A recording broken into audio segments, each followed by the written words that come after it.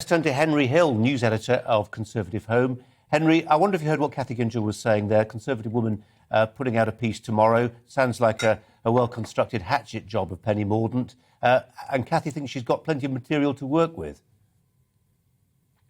Well, I think most people simply don't know very much about Penny Mordaunt, and that's to her advantage because she's in this sort of sweet spot where she has cabinet experience, unlike Kemi Badenoch, but she hasn't served in Boris Johnson's cabinet, so she's got a bit of distance from the discredited outgoing regime. She is telegenic and is slightly right-coded in that she's got some military experience and everything else. There are some controversial issues, particularly her view on the trans stuff, which is dogging her campaign a little bit. But she's currently taking advantage of the fact, I think, that she's a relative unknown competing against people who've been serving in a relatively unpopular government. Now, that might change. Part of the process of the leadership contest is it will expose candidates to more scrutiny, and she needs to make sure that she's ready for that. But she's had an excellent start.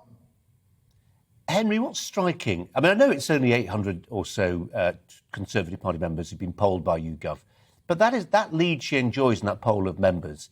I mean, it is visible from space. It's almost unaccountably big.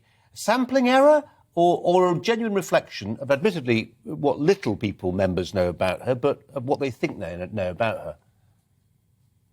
Well, it's interesting because Conservative Home runs a survey. It's not a scientific poll, but we survey a panel of proven party members and activists every month. And we ran a special survey for the leadership. We've now run two, and we've found Penny Mordaunt in the lead. She wins every single head-to-head, and she's the top preference amongst party members. And now YouGov have conducted a scientific poll, conducted according to the Polling Council rules, and they've found a very similar result. Now, there will be difficulties polling a group as small as the Conservative Party membership. I think there are about 160,000 of them total, so it's harder to, and we don't have perfect information about them, so it's harder to weight it compared to, say, a poll that's meant to represent the nation at large. But the available evidence we have is that Penny Mordaunt is very popular. It's hard to think why all of these polls would be so out of line. They're definitely picking up something.